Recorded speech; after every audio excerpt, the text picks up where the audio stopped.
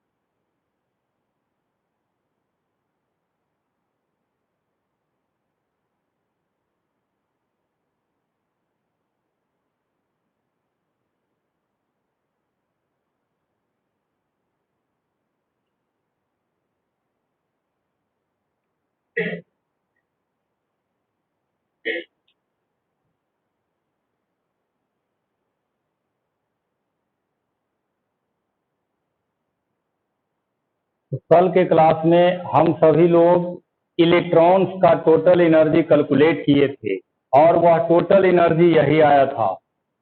यह फार्मूला या यह रिलेशन इस बात को बताता है कि इलेक्ट्रॉन का एनर्जी n के बदलने से बदल जाएगा, यानी पहला ऑर्बिट का एनर्जी, दूसरा ऑर्बिट का एनर्जी, तीसरा ऑर्बिट का एनर्जी अलग अलग होगा। This is called discrete. Next, यह रिलेशन यह भी बताता है, अगर एक एटम को एग्जाम्पल के तौर पर देखे तो उसके पहला ऑर्बिट का एनर्जी यही होगा, दूसरा ऑर्बिट का एनर्जी यही होगा। ये जो दोनों बातें हम लिखे हैं यह भी बताता है कि पहला ऑर्बिट का एनर्जी इसके अलावा दूसरा नहीं हो सकता है। हम यह कहना चाहते हैं कि हर एटम के इलेक्ट्रॉन्स के पास जो भी एनर्जी होगा वह फिक्स्ड होता है, उसको आप हम अपने मन से अनुसार से बदल नहीं सकते हैं। इसी को कहा जाता है डिफिनिट। हाइड्रोजन एटम में इलेक्ट्रॉन है तो पहला ऑर्बिट में इतना ही एनर्जी होगा, इसके अलावा दूसरा होगा नहीं।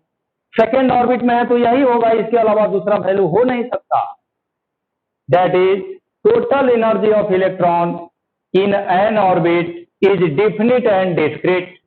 निश्चित भी होता है और अलग अलग भी होता है।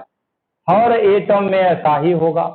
जैसे हीलियम एटम को लीजिए तो जेड का वैल्यू 2 रखना होगा, वहां का एनर्जी पहला ऑर्बिट का कुछ आएगा, जो आएगा वह फिक्स होता है, वह बदलने वाला नहीं है।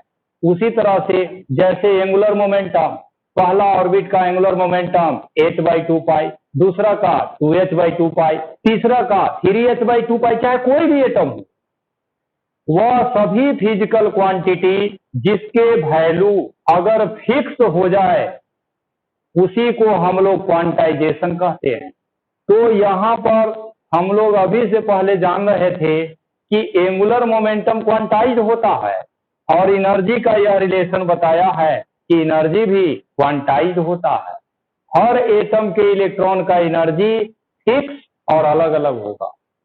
यह था क्वांटाइजेशन ऑफ एनर्जी, यह भी समझ गए। नेक्स्ट,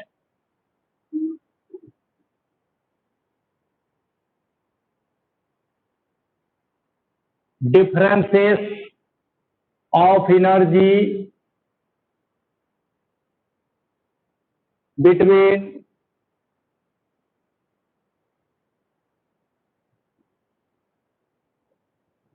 two orbits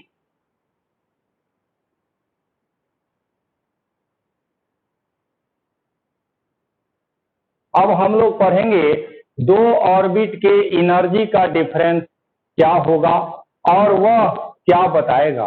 ठीक है, यहाँ पर हम दो ऑर्बिट ले लेते हैं। जैसे देखिए, यह न्यूक्लियस है, इसका चार्ज प्लस Jd है, यह इसका एक ऑर्बिट है, यह इसका दूसरा ऑर्बिट है, यह एक ऑर्बिट है, यह सेकेंड ऑर्बिट है।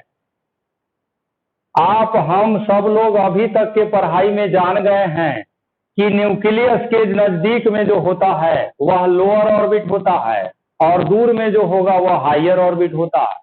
हायर और लोअर एक दूसरे के कंपैरिजन में डिफाइंड होते हैं। ये जो ऑर्बिट है इसे हम लोग लोअर ऑर्बिट कहे हैं और इसका ऑर्बिट नंबर हम लोग को मालूम नहीं है कि दूसरा है कि 8वां है कि 50वां। जैसे मान लीजिए ये 50वां ऑर्बिट है तो स्वाभाविक रूप से यह 50 से ज्यादा होगा, 52, 55, 58 ऐसे होगा। तो अगर यह दूसरा ऑर्बिट है तो ये 2 के बाद होगा 3, 4, 5। लोअर ऑर्बिट कहने का मतलब यह मिनिमम ऑर्बिट है, यानी कम संख्या वाला। हायर ऑर्बिट ज्यादा संख्या। ये जो देख रहे हैं यह हायर ऑर्बिट है, दोनों का नाम भी लिख देते हैं। ये हायर ऑर्बिट, इस ऑर्बिट को हमने मान लिया है N1 ऑर्बिट है और ये जो ऑर्बिट है इसको मान लिए हैं N2 orbit. N1 lower orbit है, N2 हायर ऑर्बिट है। ये दोनों ऑर्बिट में कितना कितना एनर्जी होता है ये हम लोग जानते हैं, यहां से लिख सकते हैं। Energy of electron in nth orbit,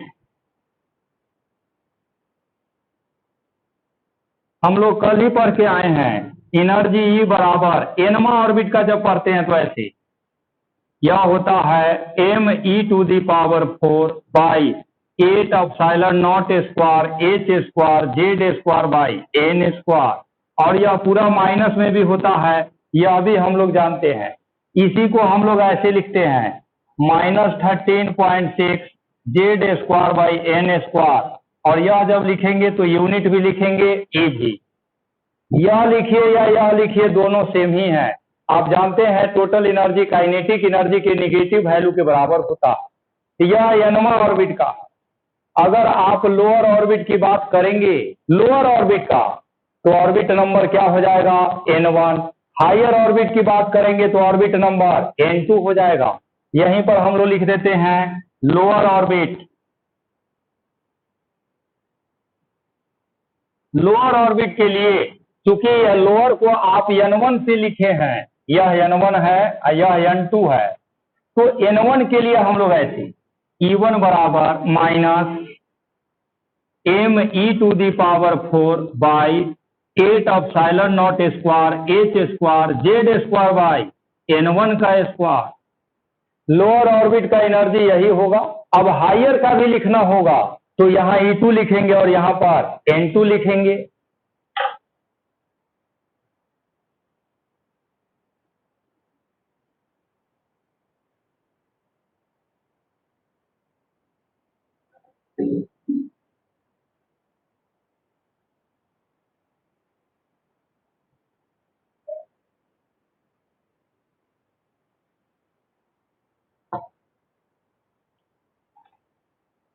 यहीं पर देखिए for higher orbit,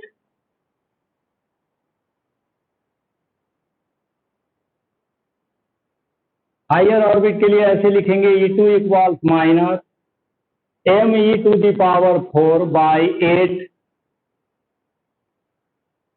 Z square by N2 का स्क्वायर।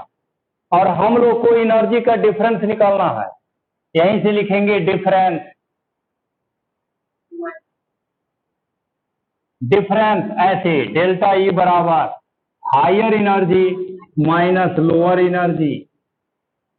आगे बढ़ने से पहले नील बोर के तीसरे जंक्शन को हम लोग यूज करेंगे, यहीं पर लिखेंगे बाय बोर्स थर्ड जंक्शन।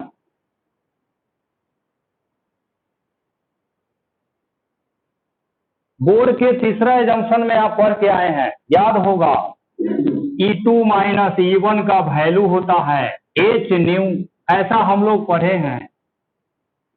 दो ऑर्बिट के एनर्जी का डिफरेंस h न्यू के बराबर होता है। यहाँ h न्यू क्या है, ये सब बोर्स एटॉमिक मॉडल जिस दिन पढ़े थे उस दिन आपको बताए थे। यहाँ पर पुट कर दीजिए, डेल्टा E हट गया और इसके जगह पर आया ऐसे ही h न्यू बराबर, अब E2 का वैल्यू यह रख देना है minus me⁴ by 8 epsilon not square h square Z square by N2 square. ये E2 हो गया। अब माइनस E1 है, माइनस E1 का वैल्यू देखिए यहां पर है, इसको लिखते हैं minus 4/8 epsilon not square h square Z square by N1 square, ऐसा हम लोग लिख दिए। आगे देखिए, इसमें और इसमें बहुत सारे टर्म कॉमन होने वाला है। नेक्स्ट माइनस इस माइनस को प्लस कर देगा, यहीं से h न्यू। अच्छा, इस h न्यू को भी आप जानते हैं, इसको हम लोग ऐसे भी लिखते हैं hc बाई लेमडा। यह कैसे हो जाता है, ये हम लोग बहुत बार इसको लिखे हैं, बराबर कॉमन ले लीजिए me⁴/8 epsilon not square h square, और जेड भी कॉमन हो जाएगा। कॉमन लेने के बाद अंदर में क्या बचेगा, यह माइनस में है और वह प्लस में है, तो प्लस वाला को पहले लिख लीजिए 1/N1 square minus 1/N2 square. अब देखिए नेक्स्ट, इस HC को उधर भेज दीजिए, तो यहां से बचेगा 1/λ बराबर EHC जब उधर जाएगा ना तो नीचे में जाएगा me⁴ जेड स्क्वायर, और नीचे देखिए 8 एप्सिलॉन नॉट स्क्वायर h के पावर 3 80। यहां पर बचेंगे 1/N1 square minus 1/N2 square. इसका स्क्रीनशॉट ले लीजिए, तब आगे बताते हैं।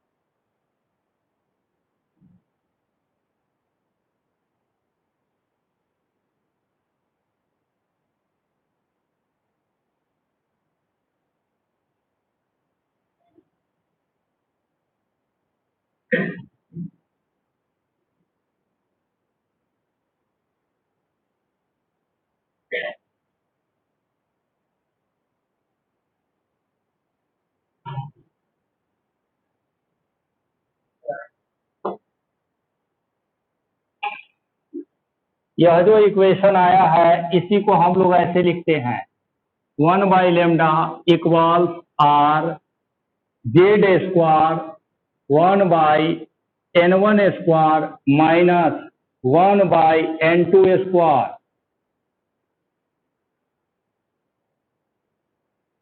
ये जो इक्वेशन बना है इस इक्वेशन को एटम चैप्टर में या इस इक्वेशन का नाम है बाल्मर रेडबर्ग इक्वेशन।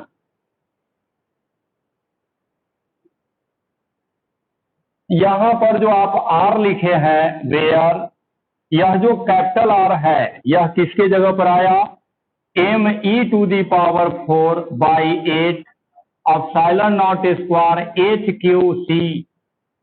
इस आर को हम लोग रेडबर्ग कांस्टेंट कहते हैं। This is called Rydberg constant. और इस आर का वैल्यू 1.09678 इंटू 10⁷ पर मीटर होता है।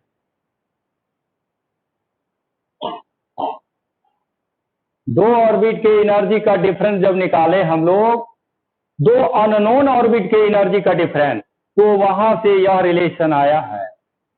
और यह जो रिलेशन बना है this is called Balmer Rydberg equation. और यहां जो आर है दैट इज रेडबर्ग कांस्टेंट। इस सब का वैल्यू नोन है, आप इस सब को रखिएगा तो यह यही आता।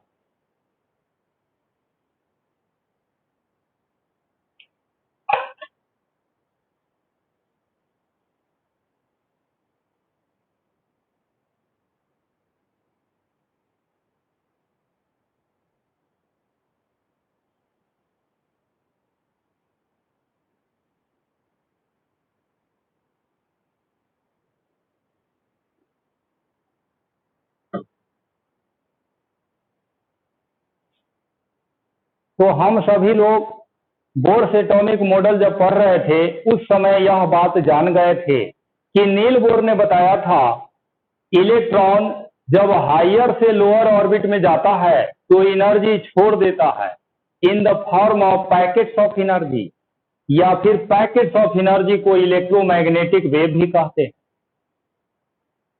इलेक्ट्रॉन के हायर से लोअर ऑर्बिट में जाने पर ईएम वेव निकलता है और उस ईएम वेव का वेवलेंथ क्या होगा वह यहीं से कैलकुलेट होता है।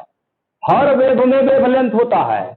इलेक्ट्रोमैग्नेटिक वेव का वेवलेंथ इलेक्ट्रॉन के द्वारा जो एनर्जी रेडिएट हुआ है ईएम वेव, उसका वेवलेंथ यहीं से कैलकुलेट होता है। तो यहाँ जो लैम्डा है ये जानबूझ करके लाया गया है ताकि यह पता चले कि इलेक्ट्रॉन दूसरा से पहला ऑर्बिट में आएगा तो कितना वेवलेंथ का ईएम वेव निकलेगा। इलेक्ट्रॉन 50वां से पहला ऑर्बिट में आएगा तब कितना वेवलेंथ का वेव इमिट होगा। यही हम लोग को पढ़ना है। यहाँ पर ये जो हम अभी बोल रहे हैं इसी सब का पढ़ाई जब करते हैं तो उसी को हाइड्रोजन स्पेक्ट्रम के नेम से जाना जाता है। एक बार फिर से सुन लीजिए हम क्या बोले हैं। नील बोर के तीसरे जंक्शन में बताया गया है कि इलेक्ट्रॉन हायर से लोअर ऑर्बिट में जाते हैं तो एनर्जी पैकेट्स ऑफ एनर्जी के फॉर्म में निकलता है और packets of energy EM wave में होता है। इसीलिए हम लोग कहेंगे कि इलेक्ट्रॉन हायर से लोअर में जाएगा तो वहां से ईएम वेव निकलेगा। उस ईएम वेव का वेवलेंथ क्या होगा यहीं से कैलकुलेट होता है। अब दूसरा से पहला ऑर्बिट में आए या चौथा से तीसरा ऑर्बिट में जाए या चौथा से पहला ऑर्बिट में आए, हर केसेस का वेवलेंथ अलग अलग होंगे और इसी का मेजरमेंट और कैलकुलेशन हम लोग जहां करेंगे, जिस टॉपिक में करेंगे, उसी का नाम है हाइड्रोजन स्पेक्ट्रम। तो अब हम लोग हाइड्रोजन स्पेक्ट्रम का पढ़ाई करेंगे।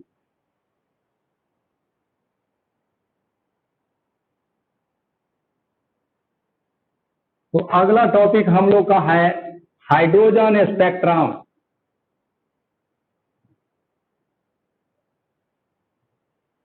हाइड्रोजन स्पेक्ट्रम यानी हाइड्रोजन एटम से जुड़ी हुई बातें। और यहां जो यह टर्म है स्पेक्ट्रम, इसका मीनिंग एनर्जी से है, इसका मीनिंग इलेक्ट्रोमैग्नेटिक वेव से है।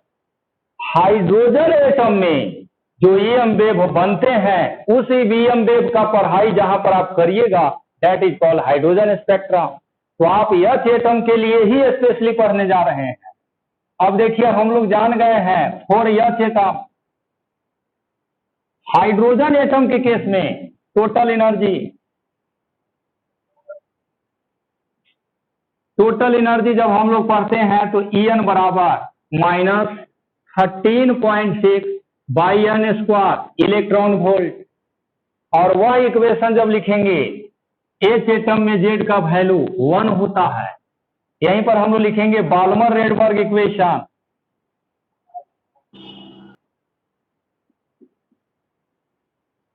Balmer Rydberg equation. Balmer Rydberg के इक्वेशन आपके सामने है, 1 by lambda equal R, Z तो गायब हो गया, 1 by n1 square minus 1 by n2 square. H atom की बात कीजिएगा तो यह दोनों रिलेशन यही होगा। और देखिए हम सब लोग को पहले से पता है, हायर से लोअर में जाएगा एनर्जी निकलता है, उस निकलने वाले एनर्जी को इमिशन स्पेक्ट्रम कहा जाता है, और लोअर से हायर में जाएगा तो एनर्जी एब्जॉर्ब होता है, that is called absorption spectrum. Emission spectrum और एब्जॉर्प्शन स्पेक्ट्रम दोनों एक ही जैसे टर्म है, लेकिन दोनों अलग अलग केसेस में होंगे। इलेक्ट्रॉन को हायर ऑर्बिट में जाना है तो एनर्जी की आवश्यकता होगा, लोअर ऑर्बिट में जाना है तो एनर्जी वो अपने में से निकालता है। ये सब जो लिखे हैं इसी के नीचे यहां पर पॉइंट देकर के लिखिएगा। हाँ स्क्वायर होगा,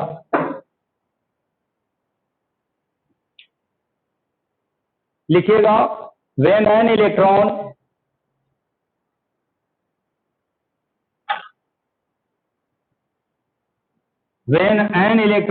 jumps from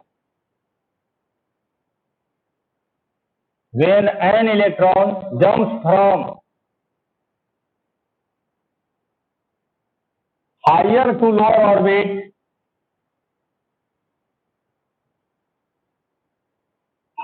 lower orbit, then it emits energy, which is called emission spectrum,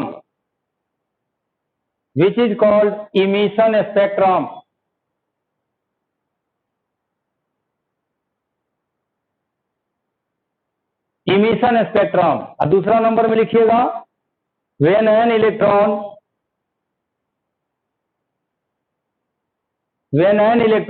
jumps from lower to higher orbit,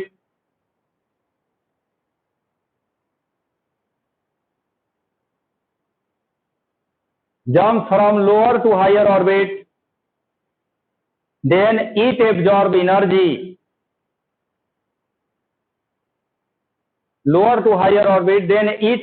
energy, which is called absorption spectrum,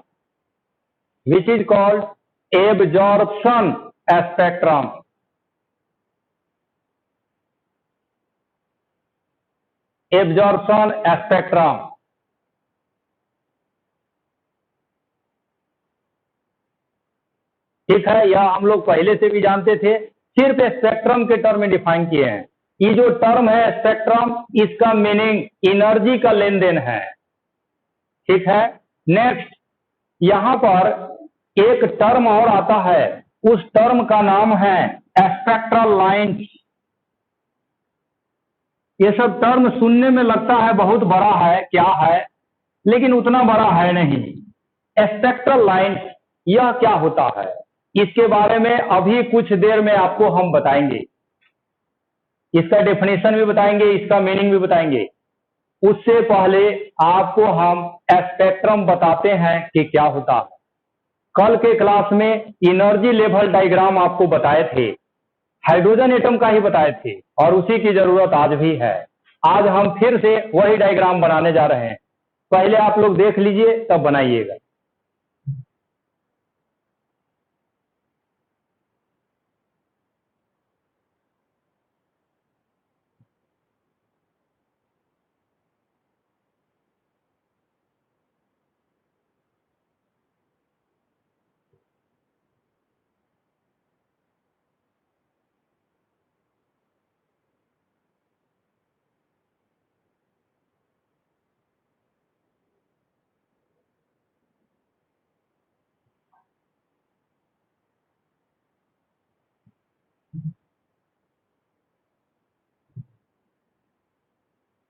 ये पहले ऑर्बिट का एनर्जी का डायग्राम है, यह दूसरा ऑर्बिट, यह तीसरा ऑर्बिट, यह चौथा ऑर्बिट, यह पांचवा ऑर्बिट, यह छठा ऑर्बिट।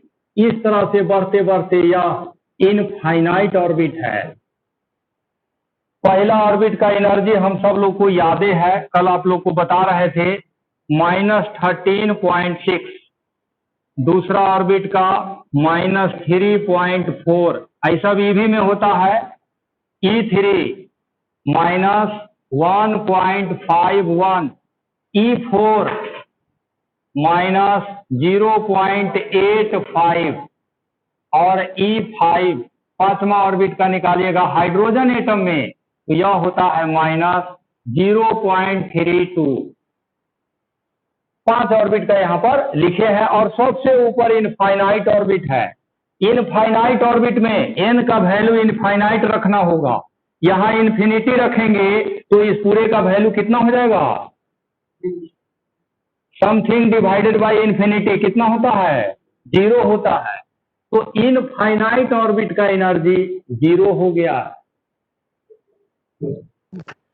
अब देखिए नेक्स्ट, क्योंकि आज आप स्पेक्ट्रम पढ़ रहे हैं, हाइड्रोजन एटम में अगर कोई इलेक्ट्रॉन किसी भी ऑर्बिट को छोड़ करके पहला ऑर्बिट में वापस आ जाए, नहीं सुनाई दे रहा है,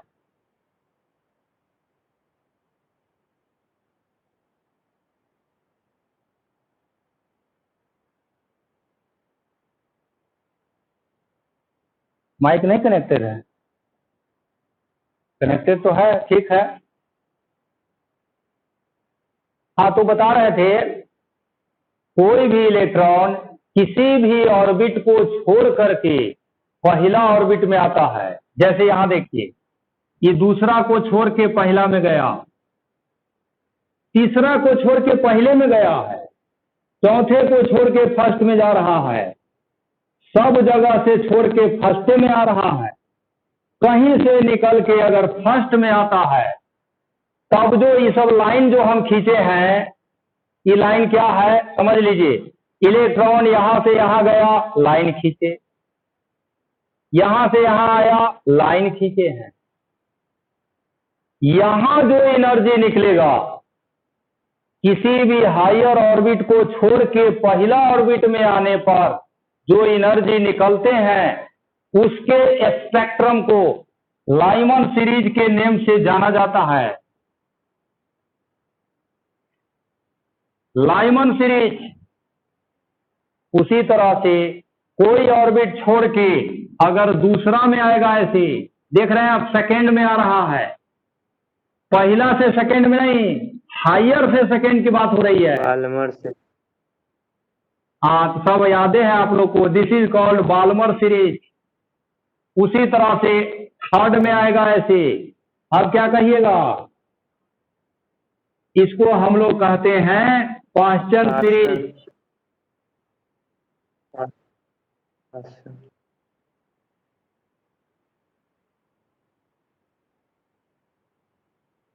ये जो बना है इसे हम लोग कहते हैं ब्रैकेट।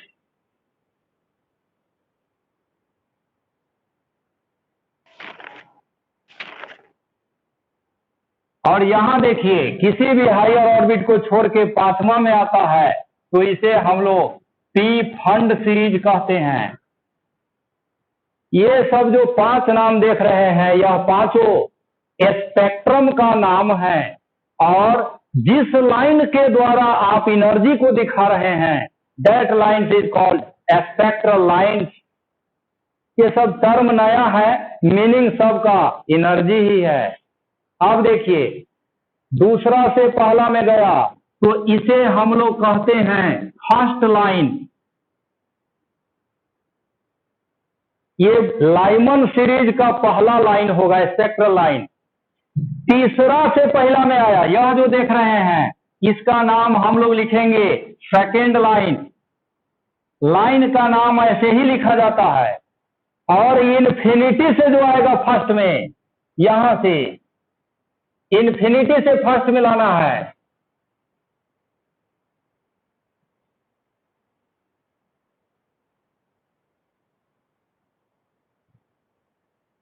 ये जो डॉटेड लाइन आप देख रहे हैं, इस डॉटेड लाइन को हम इन्फिनिटी से पहला में लाए हैं। इस लाइन का नेम अलग होता है।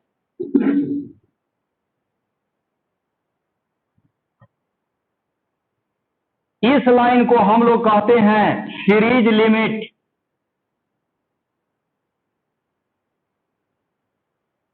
जैसा आप लाइमन सीरीज के लिए बोले हैं, वैसा ही सब के लिए बोला जाएगा। टिफन सीरीज का पहला लाइन कब बनेगा? जब 6 से 5 में आएगा। सीरीज लिमिट कब बनेगा? जब इन्फिनिटी से 5 में आएगा। पास्टन सीरीज का फर्स्ट लाइन चौथा से तीसरा में आएगा, और अंतिम लाइन जिसको सीरीज लिमिट कहते हैं वह इन्फिनिटी से तीसरा में आएगा। This is concept of lines of spectral या spectral lines and series limit. अगली बात देखिए, फर्स्ट लाइन जो आप बनाए हैं यह दूसरा से पहला में गया है। फर्स्ट लाइन में कितना एनर्जी निकला है, इसमें से इसको घटा देना है। सीरीज लिमिट में कितना एनर्जी होगा, तो इन्फिनिटी में से इसको घटाना है। अगर ऐसा आप करिएगा तो आप देखिएगा फर्स्ट लाइन के पास सबसे कम एनर्जी होगा और सीरीज लिमिट के पास सबसे ज्यादा एनर्जी होगा।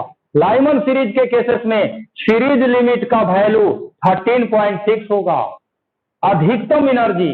अब फर्स्ट लाइन के लिए निकालिएगा तो दूसरा में से पहला को घटाना होगा। This is the concept of spectral line. Spectral line एक ऐसा लाइन है जिसके द्वारा हम लोग एनर्जी रेडिएशन को दिखाते हैं। That line is called spectral line, और यह कई प्रकार के होते हैं। First line, second line, series limit. और यहां से जानकारी यह मिला कि सीरीज लिमिट में अधिकतम एनर्जी होता है, फर्स्ट लाइन में मिनिमम एनर्जी होता है।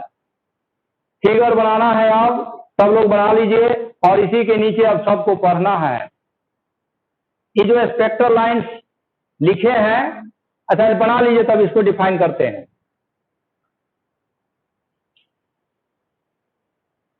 जो लोग यहां बैठे हुए हैं, शॉर्टकट में कैसे इधर उधर करके बना लीजिए, घर पर फ्रेश बनाइएगा।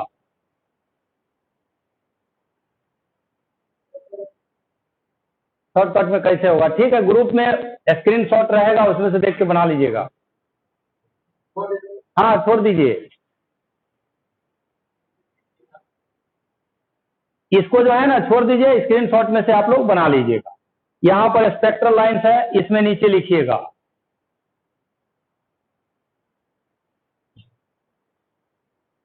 लिखिएगा the lines by which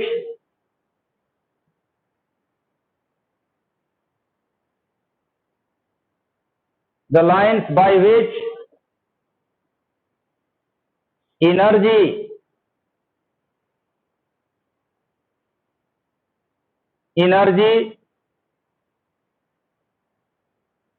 is represented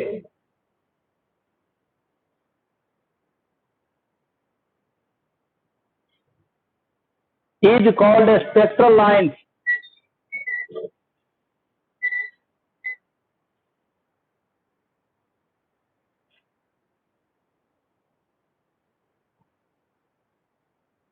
उसी के नीचे नेक्स्ट पॉइंट में लिखिएगा फर्स्ट लाइंस या first spectral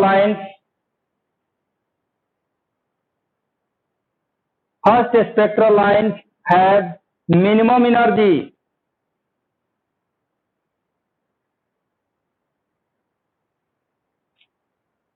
First spectral lines have minimum energy and series limit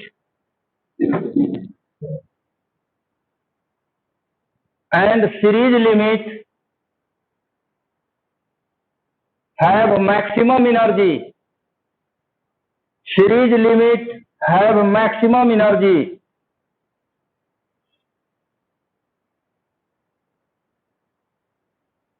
अगले पॉइंट में लिखिएगा when an electron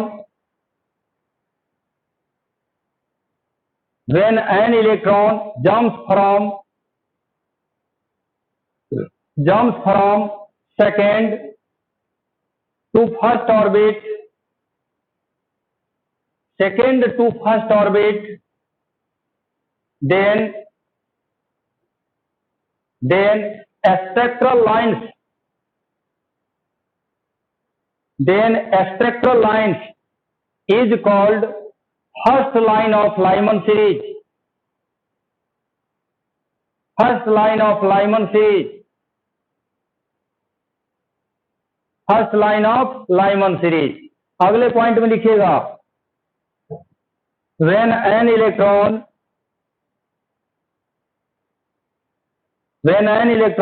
jumps from infinite orbit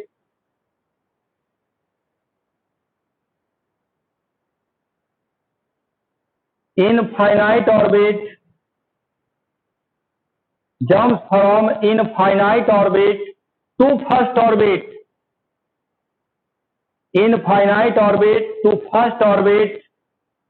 then spectral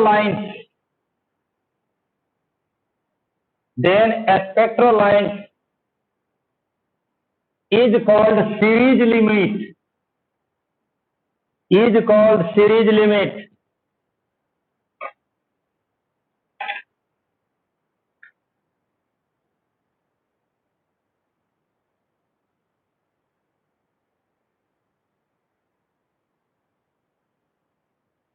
यहां पर एक फार्मूला है, उसको लिख लीजिएगा, नंबर ऑफ स्पेक्ट्रल लाइंस। जैसे लाइमन सीरीज में कितना स्पेक्ट्रल लाइंस हम लोग बना सकते हैं, उसके लिए यह फार्मूला है आपका n2 - n1 + 1 n2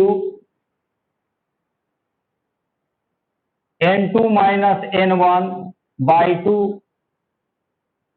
जैसे कहीं क्वेश्चन आपसे पूछ दिया कि इलेक्ट्रॉन 10वां से 5वां ऑर्बिट में गया है, कितना लाइन बनेगा, उस लाइन को निकालने के लिए यह फार्मूला है।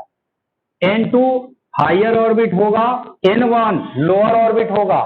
अभी पढ़ रहे हैं तो लग रहा होगा आसान है, हम तो बना ही लेंगे, लेकिन 10 दिन बीत जाने के बाद ये सब भारी लगने लगता है।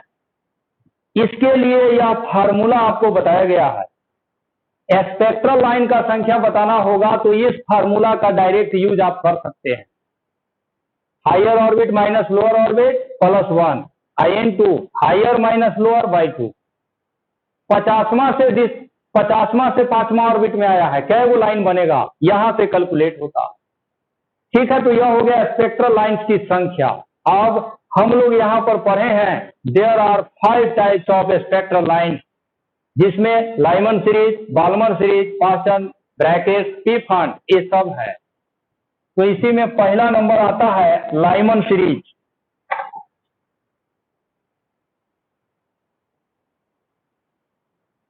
इधर हम ये सब मिटा रहे हैं, आप लोग जो ऑनलाइन जुड़े हुए हैं वो स्क्रीनशॉट ले लीजिएगा। ये फर्स्ट लाइन है, ये सेकेंड लाइन है, ये सीरीज लिमिट है। हर केस में ऐसे ही, जैसे बाल्मर सीरीज का फर्स्ट लाइन 3 से 2 में जाएगा तब, और सीरीज लिमिट इन्फिनिटी से 2 में आएगा। हर के लिए रूल वही है।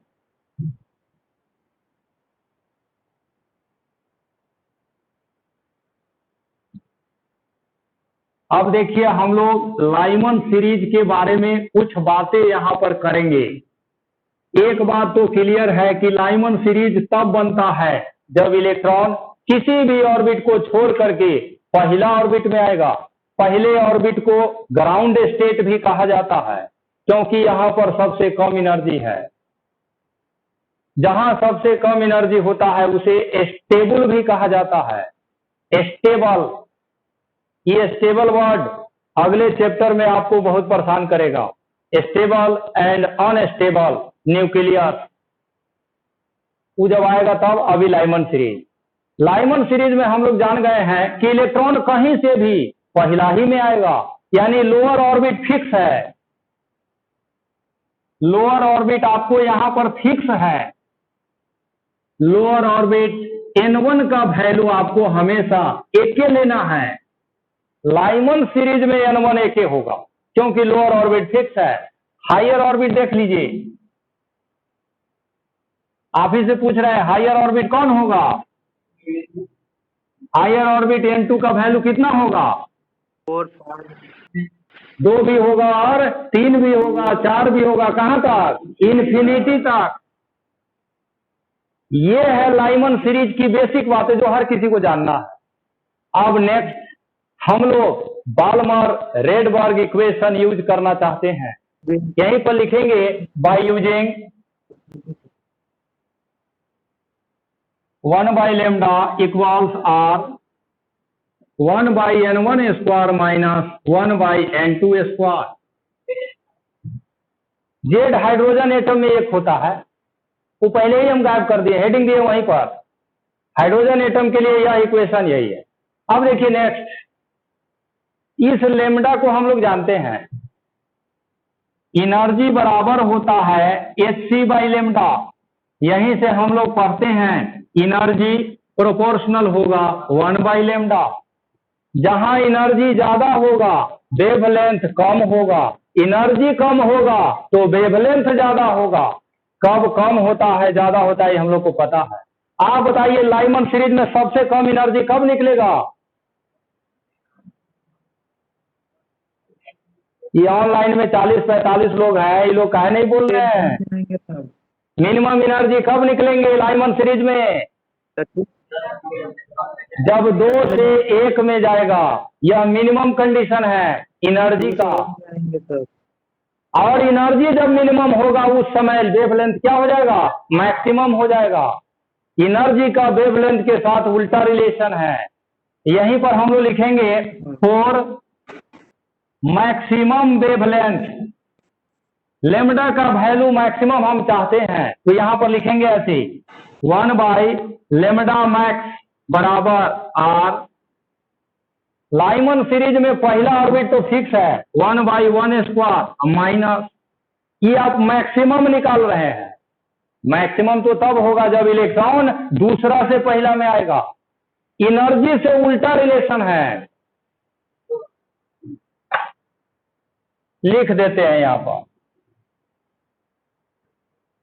वेवलेंथ आपको मैक्सिमम चाहिए तो एनर्जी मिनिमम होना चाहिए, और मिनिमम एनर्जी फर्स्ट लाइन में होता है।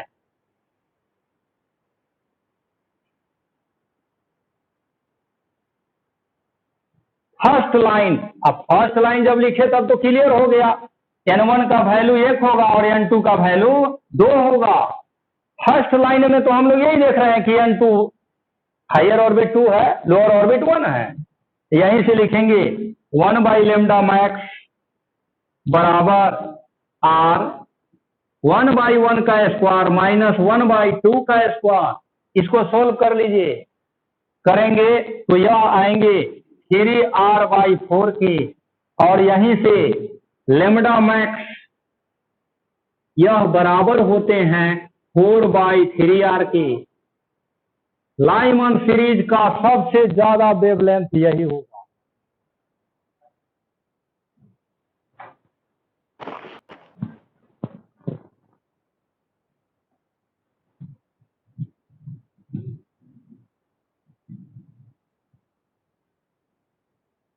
वेवलेंथ का मैक्सिमम वैल्यू निकालें, अब वेवलेंथ का मिनिमम वैल्यू भी।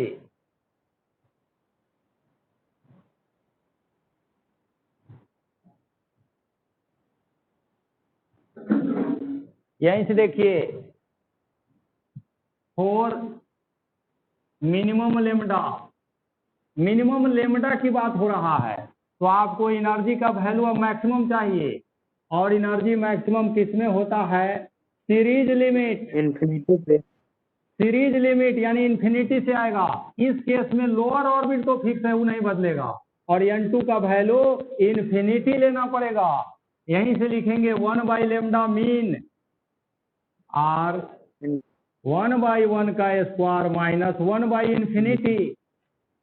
आप जानते हैं इन्फिनिटी से किसी में भाग देने पर 0, यह 1 बचेगा, दैट इक्वल्स आर।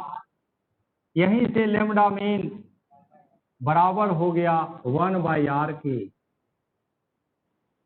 तो लाइमन सीरीज का मिनिमम वेवलेंथ यह है, मैक्सिमम वेवलेंथ यह है। क्योंकि आप जानते हैं कि एनर्जी EM वेव के फॉर्म में निकलता है।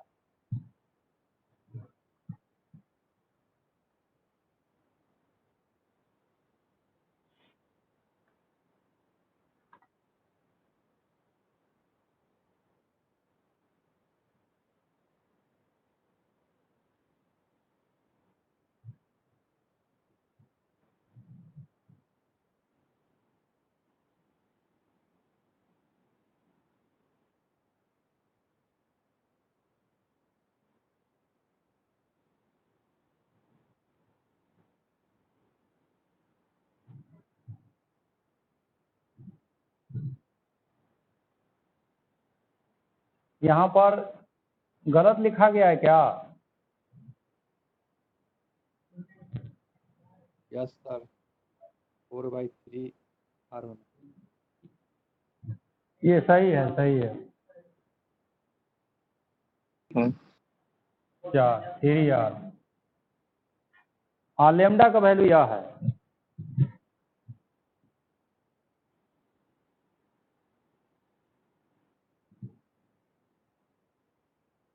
लाइमन सीरीज का वेवलेंथ यहाँ से यहाँ के बीच में होता है। ये जो वेवलेंथ का वैल्यू है यह इलेक्ट्रोमैग्नेटिक वेव में अल्ट्रावायलेट से मैच करता है। अल्ट्रावायलेट रेज, यानी लाइमन सीरीज के केस में जो एनर्जी निकलेगा वह एनर्जी अल्ट्रावायलेट के फॉर्म में निकलता है। जिस तरह से आप लाइमन सीरीज पढ़े हैं उसी तरह से बाल्मर सीरीज का भी पढ़ाई होता है। कम ही टाइम बचा हुआ है, आप लोग को इसी एक्सप्लेनेशन में वह भी बता देते हैं। अब हम बाल्मर सीरीज की बात बताते हैं। सब लोग एक बार यहाँ नजर रख दीजिए, सब क्लियर हो जाएगा, देख लीजिए।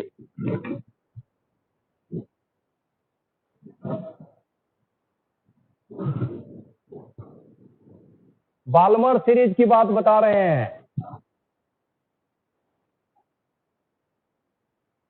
बाल्मर सीरीज में आप ही बताइए, लोअर ऑर्बिट कितना होगा?